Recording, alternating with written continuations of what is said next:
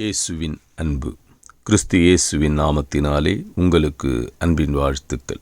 சங்கீதம் 37 அதிகாரம் 4 சொல்லுகிறது, கர்த்தரிடத்தில் மனமகிழ்ச்சியாயிரு, அவர் உன் இருதயத்தின் வேண்டுதல்களை உனக்கு அருள் செய்வார். பிரியமானவர்களே, வேதம் சொல்லுகிறது, நீங்கள் மனமகிழ்ச்சியாயிருங்கள். மனமகிழ்ச்சி முக மலர்ச்சியை தரும். நீங்கள் சந்தோஷமாக இருக்கும் பொழுது உங்கள் காரியம் வாய்க்கப்படும். உங்கள் வேண்டுதல்களும் விண்ணப்பங்களும் கர்த்தரிடத்தில் விட்டு விடுங்கள்.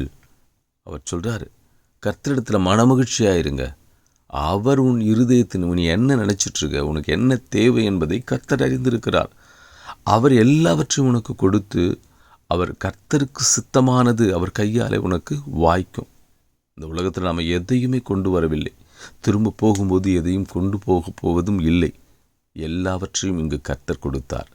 அவருக்கு சித்தமானது அவர் கையால் நமக்கு வாய்க்கும். எனவே நீங்கள் சந்தோஷத்தோடு கூட இருங்கள்.